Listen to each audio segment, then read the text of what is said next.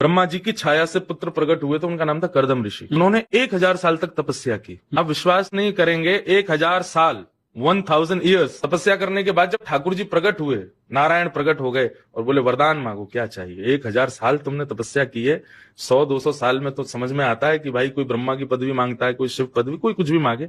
1000 साल क्या चाहिए। तो जो कर्दम ऋषि थे वो कहते हैं कि नाथ एक ही वरदान दे दीजिए। क्या। तथा सचाहम परिवोढ़ काम समान शीलाम ग्रहमेद धेनुम।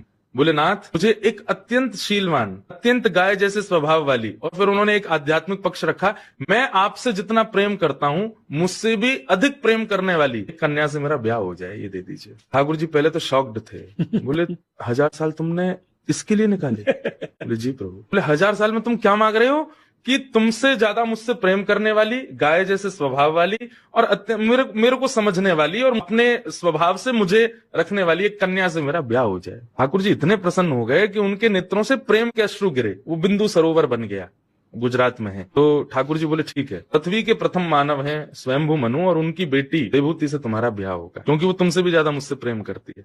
लेकिन तुमने 1000 साल बाद एक ऐसी वस्तु मांगी है कि मैं इतना खुश हूं तुमसे कि मैं एक वरदान में मेरे को संतुष्टि नहीं, मैं एक अपनी तरफ से और देना चाहता हूं। बोले वो क्या देंगे। बोले तुम दोनों के यहाँ पुत्र बन के मैं ही आऊंगा, मैं ही तुम्हारे यहाँ पुत्र रूप में जन्म लूंगा। क्योंकि एक नारी का सम्मान करने वाला और नारी के सम्मान में इतना लंबा तप करने वाला पहला व्यक्ति मिला मुझे। और ये तब की बात है जब पृथ्वी बनी थी, तब कर्दम ऋषि ने तपस्या की। तो ठाकुर जी फिर उन दोनों के यहाँ कपिल भगवान के रूप में प्रकट हुए, जिन्होंने सांख्य शास्त्र का